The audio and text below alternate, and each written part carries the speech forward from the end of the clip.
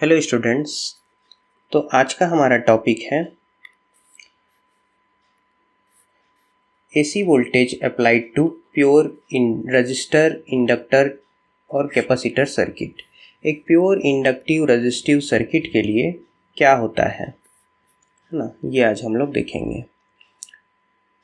तो इसमें हम लोगों को पता चलेगा वोल्टेज और करंट के बीच का रिलेशन है ना, कैसा है रजिस्टर के केस में, इंडक्टर के केस में और कैपेसिटर के केस में कैसा है, ये हम लोगों को पता चलेगा। साथ ही हमको पता चलेगा इंस्टेंटेनियस पावर और एवरेज पावर की क्या स्थिति है तीनों केसेस में, फेजर डायग्राम कैसा बनता है, ये सब कुछ इसमें हम लोगों को आज पता चलने वाला है। तो चलो शुरू करते हैं।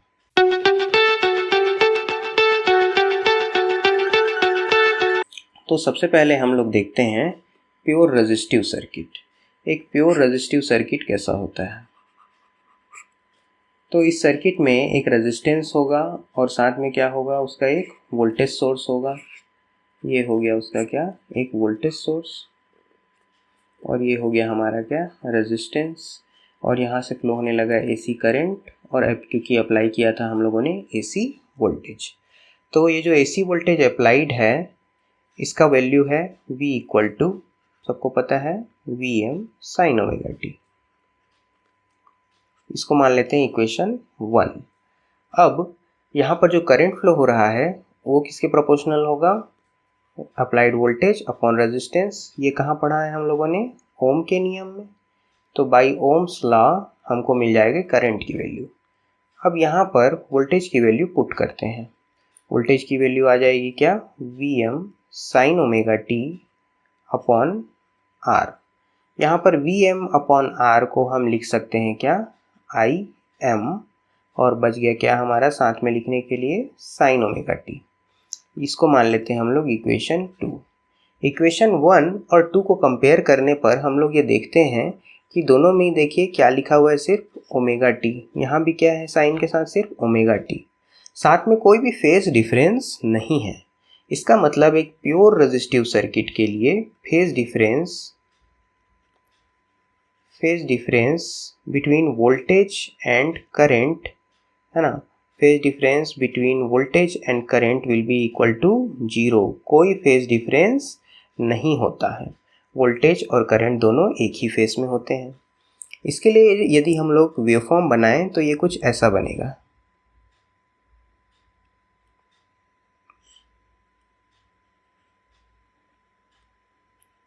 ये हो गया हमारा वोल्टेज,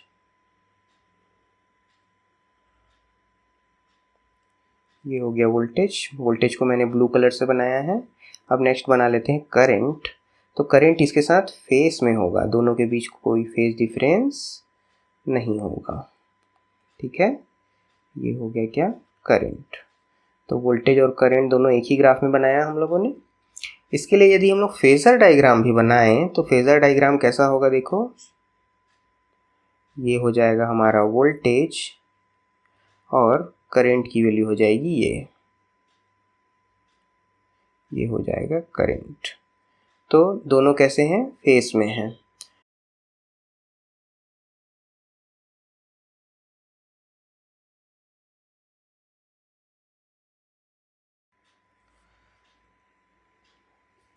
चलिए आगे देखते हैं। अब इसमें इंस्टेंटेनियस पावर क्या आता है, इसको देखते हैं हम लोग।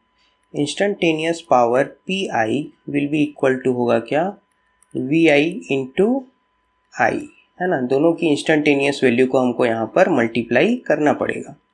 तो PI इक्वल टू आ जाएगा क्या, Vm sine omega T multiply by Im sign omega T. दोनों को मल्टीप्लाई करेंगे तो क्या मिल जाएगा हम लोग को, Vm Im अपॉन,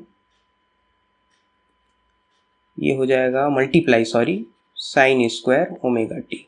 अब ये जो साइन स्क्वायर ओमेगा टी है इसको हम लोग लिख सकते हैं क्या, PI equal to Vm Im 1 minus cos 2 omega t.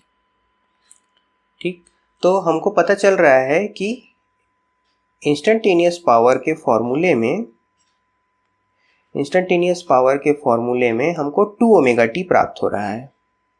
ठीक, 2 ओमेगा टी का मतलब क्या है? इनपुट वोल्टेज अगर ओमेगा का है तो इंस्टेंटेनियस पावर का फ्रीक्वेंसी क्या हो जाएगा? 2 ओमेगा हो जाएगा।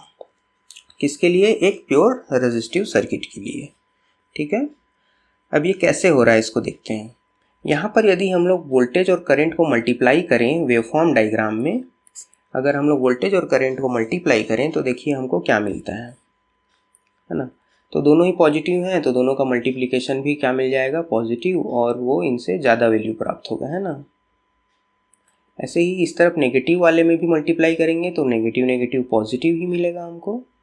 तो इस तरफ ये भी हमको पावर यहाँ पर पॉजिटिव मिल जाएगा। तो इसका साइकिल जो है देखो टी टाइम में पूरा होता है, वोल्टेज और करंट का साइकिल।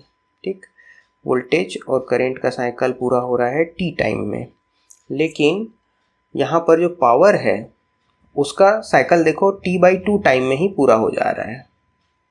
t/2 टाइम कहाँ से कहाँ तक है? यहाँ से यहाँ तक। ये वैल्यू क्या है हमारी? t/2।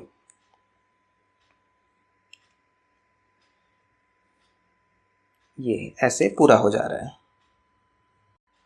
इसके कारण यहाँ पर इसकी फ्रीक्वेंसी जो हो जा रही है वो डबल हो जा रही है। जितने देर में वोल्टेज और करंट पूरा एक साइकिल पूरा करते हैं उतने देर में ये जो पावर है वो तो 2 साइकिल पूरा कर ले रहा है, इसलिए इसकी फ्रीक्वेंसी क्या हो गई हमारी? डबल हो गई। ठीक है, अब इसके लिए अगर हम लोग एवरेज पावर निकालें तो एवरेज पावर हम लोगों को मिलेगा एवरेज ऑफ इंस्टेंटेनियस पावर। ठीक है, एवरेज पावर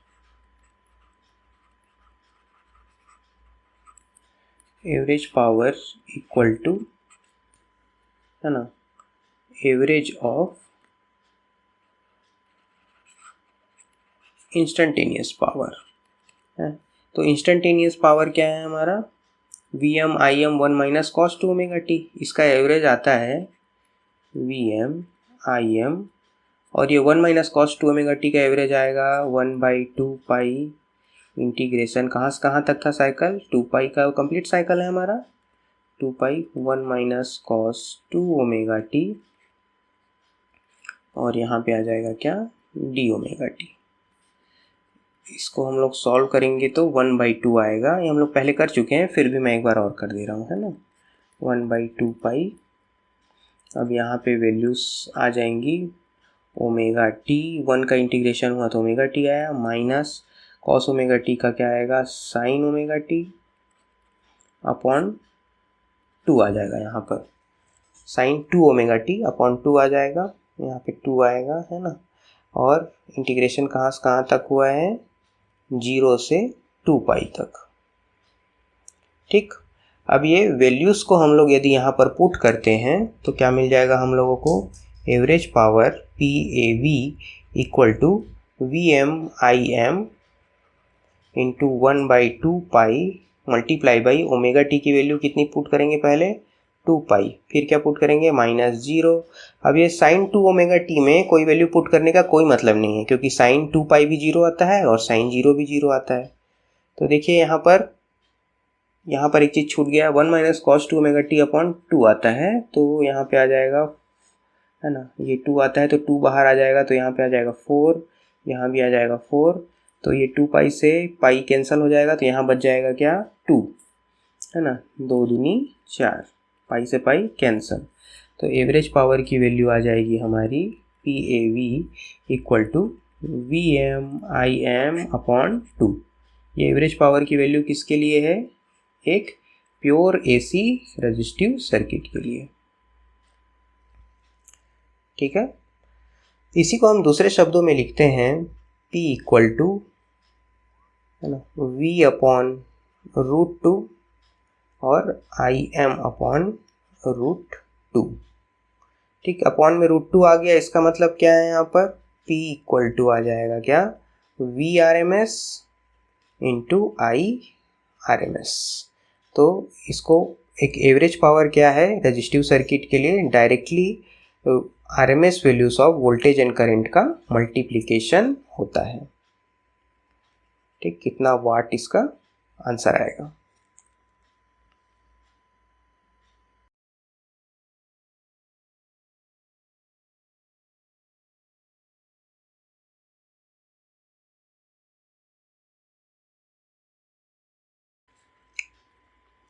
तो नेक्स्ट अपना टॉपिक है दोस्तों प्योर इंडक्टेंस एसी सर्किट। इसमें इंडक्टेंस L लगा हुआ है, ये हो गया इनपुट वोल्टेज V पहले के ही जैसे। अब इसमें इनपुट वोल्टेज V की वैल्यू है Vm sin ओमेगा t, कुछ भी नया नहीं है इसमें। अब देखेंगे कि इस इंडक्टेंस के अक्रॉस जो वोल्टेज उत्पन्न होता है वह वोल्टेज की वैल्यू होती है L di/dt, जो कि अप्लाइड वोल्टेज के बराबर होगी, है ना। तो इसके अक्रॉस का, इंडक्टेंस के अक्रॉस का वोल्टेज होता है L di/dt। ये इसका नेचर है इंडक्टेंस का, जो कि क्या करता है, चेंज इन करंट का अपोज करता है। तो L di/dt जो कि इंडक्टेंस के अक्रॉस यहाँ पर उत्पन्न होगा वही अप्लाइड वोल्टेज के बराबर होगा अकॉर्डिंग टू KVL। तो ये इक्वल टू हो जाएगा क्या, Vm sin ओमेगा t। अब ये आ गया Vm sin ओमेगा t। अब यहाँ से हमको I की वैल्यू निकालनी है, करंट की वैल्यू निकालनी है, तो अपन L को इधर ले चलते हैं, तो L अपॉन में आ जाएगा भाई, di/dt इक्वल टू हो जाएगा क्या, Vm upon L sin omega t। अब दोनों पार्ट को हम लोग इंटीग्रेट कर देते हैं, राइट हैंड साइड और लेफ्ट हैंड साइड। तो यहाँ पर आ जाएगा सिर्फ I, Vm अपॉन L तो एक कांस्टेंट हो जाएगा, तो ये हो गया अपना कांस्टेंट। इंटीग्रेशन होगा सिर्फ किसका, साइन ओमेगा t का। साइन ओमेगा t किसके सापेक्ष होगा, t के सापेक्ष इंटीग्रेशन होगा, क्योंकि यहाँ पर t है ना। तो I इक्वल टू आ जाएगा क्या, Vm अपॉन L, और साइन ओमेगा t का होता है क्या, कॉस ओमेगा t, वो भी किस में, माइनस में। तो ये माइनस में सामने लगा देता हूँ, और ये ओमेगा एक्स्ट्रा है तो इंटीग्रेशन के कारण नीचे आ जाएगा, तो ये आ जाएगी वैल्यू, है ना। अब ये जो माइनस कॉस ओमेगा t है, अब ये हो जाएगा हमारा, मान लीजिए इक्वेशन 2 ले लेते हैं इसको हम लोग। अब हमको क्या करना है, इक्वेशन 1 और 2 के बीच में कंपैरिजन करना होता है। अब क्योंकि कंपैरिजन करना है तो यहाँ पर देखिए, यहाँ तो लिखा हुआ है क्या, साइन ओमेगा टी, तो इसका कंपैरिजन तो साइन ओमेगा टी वाले टर्म्स के साथ ही पॉसिबल था, लेकिन यहाँ क्या आ गया है, कॉस ओमेगा टी। तो अपन कॉस ओमेगा टी को साइन ओमेगा टी में चेंज करेंगे। इसके लिए एक सिंपल सा रूल है, आपको बस ये याद रखना है ना। इस तरफ अगर साइन थीटा है ना, ओमेगा टी ही लिख लेता हूँ। इस तरफ अगर साइन है तो, और इस तरफ है कॉस, जस्ट 90 डिग्री में कोशिश करता हूँ बन जाए। ये है, इस तरफ है कॉस ओमेगा टी, इधर है साइन ओमेगा टी। तो हमको क्या चाहिए उस पर ध्यान देना है, हमको यहाँ पे चाहिए साइन ओमेगा टी, जबकि है ना हमको यहाँ पे साइन ओमेगा टी चाहिए। तो अपन पहले लिख लेते हैं sine omega t, I equal to Vm upon omega L, और यहाँ पे मैं लिख लेता हूँ क्या, साइन ओमेगा टी, जो कि हमको चाहिए ही किसी भी सूरत में। तो साइन ओमेगा टी के साथ हमको क्या करना पड़ेगा कि हमको क्या आ जाए, माइनस कॉस ओमेगा टी। अब देखते हैं माइनस कॉस ओमेगा टी कहाँ पर है, तो ये हमारा माइनस कॉस ओमेगा टी होगा। ये हो गया क्या, माइनस कॉस ओमेगा टी। इस तरफ ही क्यों है, कॉस ओमेगा टी के अपोजिट में माइनस कॉस ओमेगा टी, लेकिन हमको क्या लाना है, साइन ओमेगा टी। तो साइन ओमेगा टी से माइनस कॉस ओमेगा टी कैसे आएगा, जब हम 90 डिग्री क्लॉकवाइज डायरेक्शन में जाएंगे, यानी कि हमको यहाँ जो साइन ओमेगा टी लिखा हुआ है उसमें क्या ऐड करना पड़ेगा, -90। ठीक है, तो ये दोनों की वैल्यू सेम है। Minus cos omega t equal to nothing but sine omega t -90। एक बार डायग्राम में भी देखेंगे तो ये minus cos omega t equal to sine omega t 90 degree minus, है ना। तो ये आ गया करंट का इक्वेशन। अब ये दोनों इक्वेशंस को यदि हम कंपेयर करें, दोनों इक्वेशन को यदि हम कंपेयर करें तो हमको पता चलता है कि इन दोनों के बीच क्या है, एक प्रकार का गैप है। किस टाइप का गैप है यहाँ पर गैप है एंगल का। कितना एंगल गैप है, 90 डिग्री। तो वोल्टेज और करंट के बीच फेज डिफरेंस यहाँ पे हो जा रहा है कितना, 90 degree. Phase difference equal to how much, 90 degrees. ठीक है, इतना समझ में आया सबको। पिछले बार कितना था, 0 डिग्री। तो इसी का हम लोग यदि अब बनाना चाहें फेजर डायग्राम और वेवफॉर्म डायग्राम, तो वो कैसे बनेगा, चलिए देखते हैं। पहले ट्राई करते हैं इसका phasor diagram, sorry waveform diagram. तो वो कुछ ऐसे बनेगा।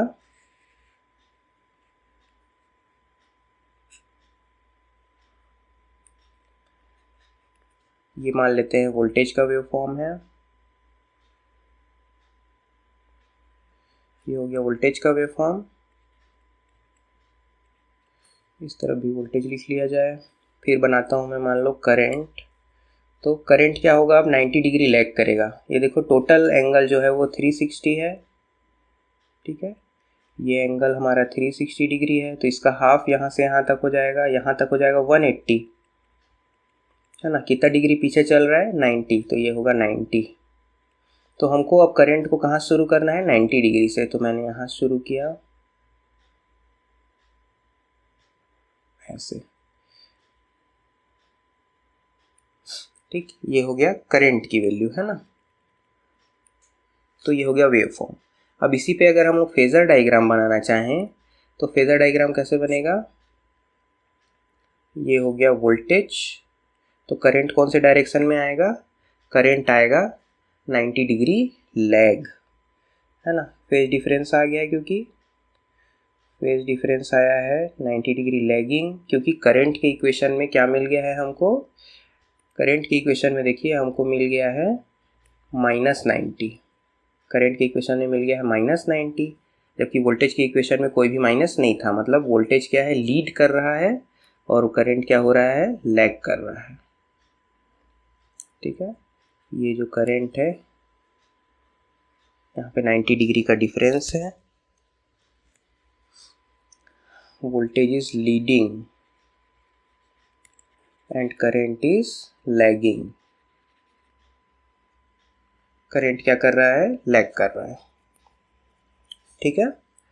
अब यदि हम लोग पावर का सिचुएशन देखें तो यहाँ पे इजीली हमको समझ में आ जाएगा। देखिए पावर इज प्रोपोर्शनल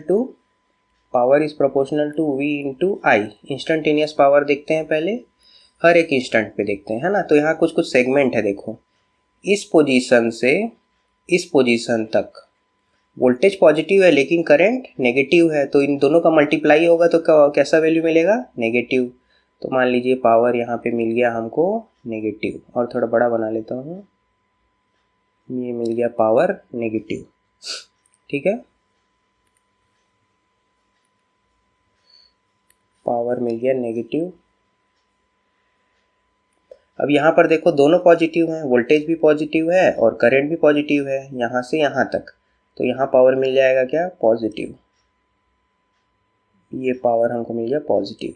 फिर यहाँ पर देखिए करंट पॉजिटिव है लेकिन वोल्टेज नेगेटिव है, तो यहाँ से यहाँ तक ये दोनों पॉइंट के बीच हमको मिलेगा पावर फिर से नेगेटिव, फिर ऐसे करके मिल जाएगा पॉजिटिव। इस टाइप से पावर जो है मूव करेगा। तो हमको समझ में आता है कि एक बार पावर कैसा है, नेगेटिव, और एक बार पॉजिटिव। फिर क्या है, नेगेटिव, तो फिर से मिला क्या, पॉजिटिव। ऐसा होने के कारण जो इंस्टेंटेनियस पावर है उसकी वैल्यू ओवरऑल कितनी हो जाएगी, अगर जोड़ेंगे तो इंस्टेंटेनियस पावर और एवरेज पावर की वैल्यू हमको 0 मिलेगी, है ना। और एवरेज पावर भी क्या मिलेगा हमको, 0 मिलेगा। इसका मतलब ये है कि किसी इंडक्टिव सर्किट के लिए पावर कंजप्शन क्या होता है, 0। यानी कि सर्किट में जब रेजिस्टेंस होगा सिर्फ तभी पावर लॉस होगा। अगर प्योर इंडक्टर है, प्योर इंडक्टर के लिए पावर लॉस की वैल्यू क्या होगी, for pure inductor power loss equal to क्या हो जाएगा, power loss equal to nothing but 0। 0 क्यों हुआ, क्योंकि ये साइनोसॉइडल वेवफॉर्म आ रहा है ना, इसलिए। ठीक, तो इसका इक्वेशन निकालने की कोई ज़रूरत नहीं है। नेक्स्ट, अब इसमें हम लोग देखेंगे कि कैपेसिटर अगर लगा हो, प्योर कैपेसिटर, तब क्या होता है। प्योर कैपेसिटर के केस में सर्किट डायग्राम बना लेते हैं। एक प्योर कैपेसिटर है, प्योर मतलब उसमें कैपेसिटेंस के अलावा कोई और प्रॉपर्टी नहीं है, ना इंडक्टेंस है ना रेजिस्टेंस है, ठीक है।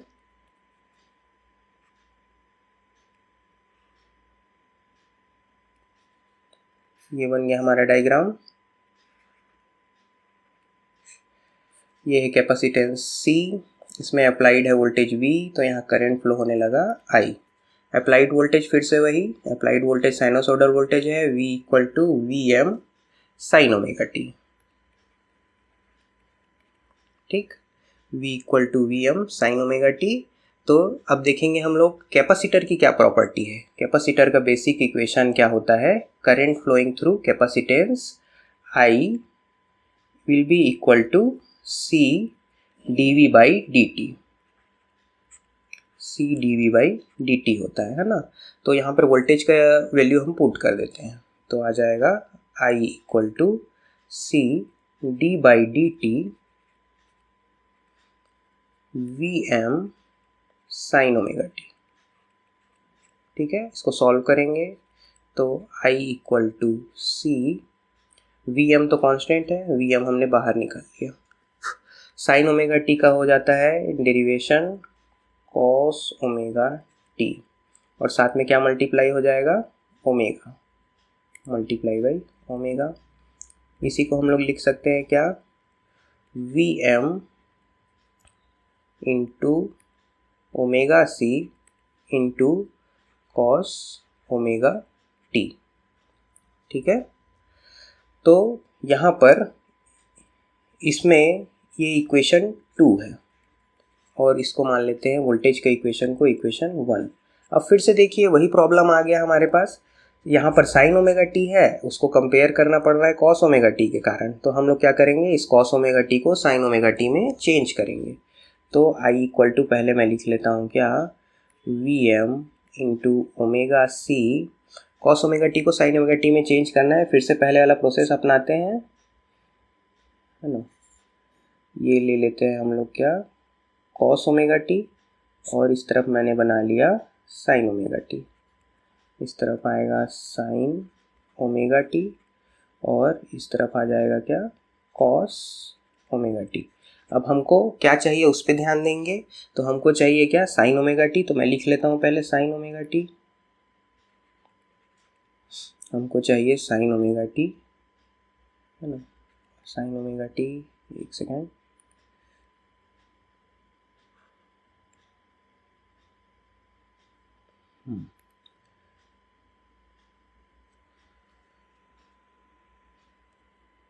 ये हो गया साइन ओमेगा टी। अब हमको साइन ओमेगा टी से क्या लाना है, कॉस ओमेगा टी। तो साइन ओमेगा टी से कॉस ओमेगा टी लाना है तो हमको एंटी क्लॉकवाइज डायरेक्शन में कितना मूव करना पड़ेगा, 90 डिग्री। तो यहाँ पर क्या आ जाएगा, एंटी क्लॉकवाइज के कारण पॉजिटिव यानी कि +9, अगर क्लॉकवाइज डायरेक्शन में जाते तो नेगेटिव। तो ये इक्वेशन हमको मिल गया। अब ये दोनों इक्वेशन को कंपेयर करने पर पता चलता है कि वोल्टेज और करंट दोनों के एंगल में कितना डिफरेंस है, 90 डिग्री का। तो इस केस में भी फेज डिफरेंस कितना मिल गया हम लोगों को, फेज डिफरेंस हम लोगों को मिल गया है दोस्तों 90 डिग्री। तो इसका अगर हम लोग वेवफॉर्म डायग्राम बनाएं तो कुछ ऐसा बनेगा।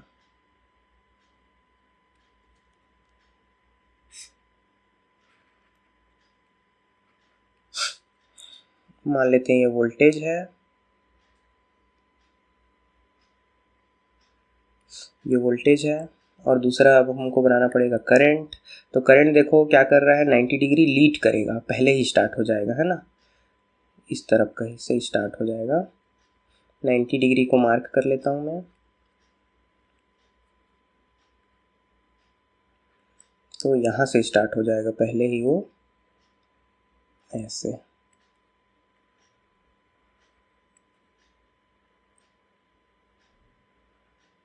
ठीक है, अब हम लोग फिर से डायग्राम बनाएंगे पावर के लिए। पावर के लिए बनाएंगे, पहले हम लोग फेजर डायग्राम बना लेते हैं ना। तो इसके लिए फेजर डायग्राम कैसा बनेगा, ये हो गया आपका वोल्टेज, ये हो गया वोल्टेज। तो करंट क्या होगा, इससे 90 डिग्री लीड करेगा। लीड क्यों करेगा करंट, क्योंकि उसमें क्या आया है, +90। ठीक है, ये दोनों आरएमएस वैल्यू होते हैं। तो ये हो गया फेजर डायग्राम, ये हो गया वेव फॉर्म, और ये हो गया हमारा क्या, सर्किट डायग्राम। अब देखिए इसमें हो गया वोल्टेज करंट, अब निकालते हैं पावर। तो पावर में देखो यहाँ से यहाँ तक दोनों कैसे हैं, पॉजिटिव हैं, तो हमको पावर का इक्वेशन क्या मिलेगा, पॉजिटिव वैल्यू मिलेगी। लेकिन यहाँ से यहाँ तक एक पॉजिटिव है तो दूसरा नेगेटिव है, तो पावर क्या मिल जाएगा हम लोगों को, नेगेटिव। फिर ऐसा अल्टरनेट होता रहेगा, आप चेक कर सकते हैं। तो इसका मतलब क्या है कि इस केस में भी एक बार पावर पॉजिटिव मिलता है तो एक बार पावर क्या मिलता है, नेगेटिव मिलता है। इसके कारण जो सर्किट है उसमें टोटल पावर जो होता है, चाहे वो इंस्टेंटेनियस पावर हो या फिर एवरेज पावर हो, उसकी वैल्यू कितनी होगी, 0 ही होगी। ठीक है, तो कैपेसिटेंस और इंडक्टेंस यदि प्योर हैं तो सर्किट में कोई पावर लॉस नहीं होता। इसका एक मतलब और है कि यदि पहले हाफ साइकिल में पावर यदि वोल्टेज सोर्स से कैपेसिटर की ओर फ्लो हो रहा है तो अगले ही हाफ साइकिल में पावर कहाँ से कहाँ फ्लो हो जाएगा, कैपेसिटर से वोल्टेज सोर्स की तरफ। मतलब पावर जो है वो कैपेसिटर कंज्यूम नहीं करता है, doesn't consume power. Similarly inductor के लिए भी ऐसा ही है। ठीक है, इंडक्टर के केस में भी देखो, इंडक्टर भी पावर कंज्यूम नहीं कर रहा है, वो क्या कर रहा है, सिर्फ पावर को एक बार एब्जॉर्ब करता है और दूसरी बार पावर को क्या कर देता है, वापस भेज देता है। ठीक है, अब देखिए यहाँ पर एक टॉपिक और है, ये टॉपिक है ऑपोजिशन का। इंडक्टर के केस में ऑपोजिशन देखिए, जैसे कि फिर से एक नया फ्रेश पेज ले लेता हूँ।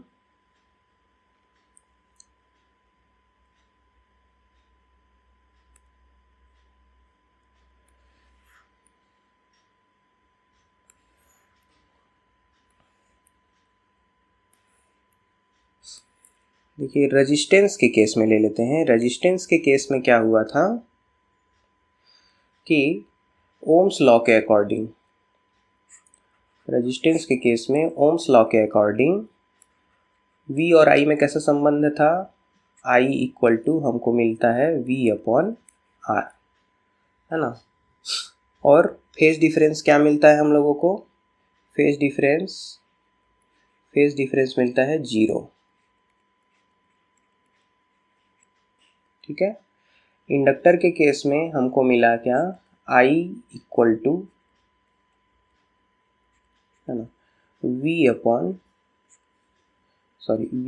अपॉन ओमेगा L, और क्या मिला था, sign omega t minus 90 degree, है ना। तो यहाँ पर फेज डिफरेंस कितना हो गया, 90 डिग्री। कैपेसिटेंस के केस में क्या मिला हम लोगों को, कैपेसिटेंस के केस में मिला I equal to Vm omega C और साइन ओमेगा t प्लस 90, है ना। तो यहाँ भी फेज डिफरेंस कितना मिला, 90 डिग्री। अब यहाँ पर देखिए I equal to V upon में जो भी है ये क्या है, ऑपोजिशन है, ये है आपका ऑपोजिशन, है ना। तो ये क्या करता है, ये जो फैक्टर है वो क्या करता है, विरोध करता है, किसका, ये फैक्टर विरोध करता है करंट के मैग्नीट्यूड का, जो कि कहलाता है रेजिस्टेंस, है ना, रेजिस्टेंस। ऐसे ही यहाँ पर देखिए ऑपोजिशन फैक्टर है ओमेगा एल, है ना, ओमेगा एल है यहाँ पर ऑपोजिशन, तो ये कहलाता है इंडक्टिव रिएक्टेंस, इंडक्टिव रिएक्टेंस। इसको दर्शाते हैं हम लोग XL से। ठीक है, रेजिस्टेंस का जो मात्रक है वो है ओम, ऐसे ही इसका मात्रक भी है ओम, और इसकी वैल्यू होती है 2 पाई FL या फिर 2 पाई FL। ये कहाँ से आया, ये वैल्यू है क्या, ओमेगा L, जो कि ऑपोजिशन में है ना। ठीक है, अब यहाँ पर देखो करंट की वैल्यू है Vm इंटू ओमेगा C, लेकिन यहाँ पर नीचे कुछ नहीं है तो इसको पहले नीचे लाना पड़ेगा, है ना। तो I इक्वल टू क्या हो जाएगा, Vm upon 1 by omega C, और यहाँ पर जो भी साइन का फैक्टर बचा, तो यहाँ पर ऑपोजिशन क्या कहलाता है, XC equal to 1 by omega C। इसी को लिख सकते हैं 1 बाई 2 पाई FC। इसका मात्रक भी होता है ओम, इसका मात्रक भी ओम है, और इसको कहते हैं कैपेसिटिव रिएक्टेंस।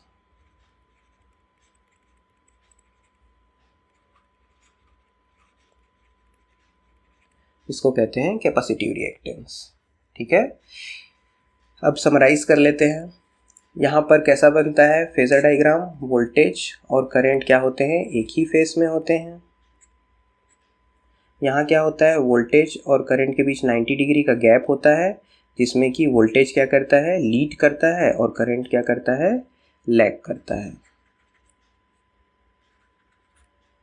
ठीक है, और यहाँ क्या होता है भाई, यहाँ पर ऐसा होता है कि वोल्टेज जो है लैग करता है और करंट जो है वो क्या करता है, लीड करता है।